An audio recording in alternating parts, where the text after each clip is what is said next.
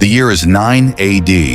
The Roman Empire stands at the height of its power, stretching from the Atlantic Ocean to the edges of the Middle East. For decades, Rome has expanded steadily into the lands of Germania, pushing beyond the Rhine River and establishing forts, roads, and administrative control. To the Romans, Germania is a frontier to be civilized, taxed, and absorbed into the empire. But beneath the surface, resistance is growing. The man Rome trusts to secure this region is Publius Quinctilius Varus, a seasoned administrator in general.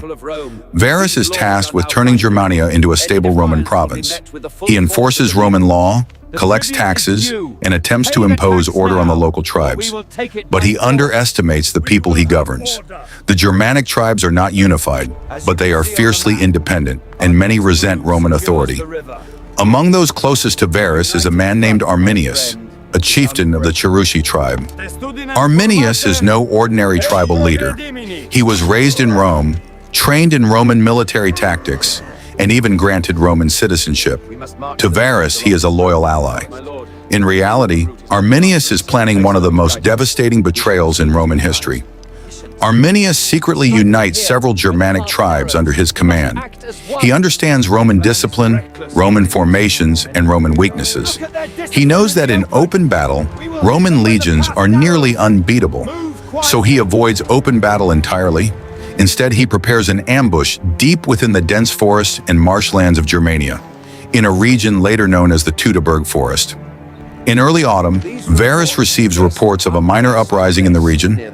Arminius confirms the threat and advises Varus to move his army through unfamiliar territory to suppress it. Trusting his ally, Varus agrees.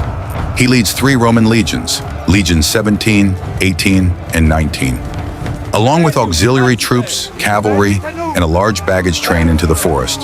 The conditions quickly deteriorate. Heavy rain turns the ground into mud. The dense forest breaks up Roman formations. The long column of soldiers, civilians, and wagons stretches for miles. Communication becomes difficult. Discipline weakens. The army is no longer a unified fighting force, but a vulnerable procession. Then the attack begins. Without warning, Germanic warriors emerge from the trees. They strike the front, the flanks, and the rear at the same time. Javelins and spears rain down on the Romans. The legions attempt to form defensive lines, but the terrain makes it nearly impossible. Shields cannot lock properly, units cannot coordinate. Officers struggle to give orders that cannot be heard over the chaos. The Romans attempt to push forward, hoping to escape the trap. But Arminius has prepared the battlefield carefully. Earthen walls and barricades block their path. The forest itself becomes a weapon, restricting movement and hiding attackers. The Germans strike, withdraw, and strike again, never allowing the Romans to recover. The fighting continues for 3 days. Exhaustion sets in. Supplies are lost. Morale collapses. The Roman army, trained for open field warfare, is slowly destroyed in a hostile environment it cannot control. On the final day, the remaining Roman forces attempt a desperate breakout. They fail. Surrounded and overwhelmed, the legions are annihilated. Varus, realizing the battle is lost, falls on his own sword rather than be captured. Thousands of Roman soldiers are killed where they stand. Others are taken prisoner and later executed or enslaved. By the end of the battle, 3 entire Roman legions cease to exist. Their standards are captured. Their names, 17, 18, and 19, are never used again in the Roman army. When news reaches Rome, the shock is immense. According to later accounts, the Emperor Augustus is devastated, reportedly crying out, "Varus, give me back my legions." The empire halts its expansion into Germania. The Rhine River becomes the permanent frontier between Roman territory and the lands beyond. The Battle of the Teutoburg Forest is more than a defeat. It is a turning point.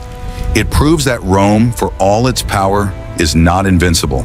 It shows that knowledge of terrain, patience, and deception can destroy even the most disciplined army in the world. For the Germanic tribes, it becomes a symbol of resistance and independence. For Rome, it is a lesson written in blood. The forests of Germania remain unconquered, and the empire's limits are finally revealed.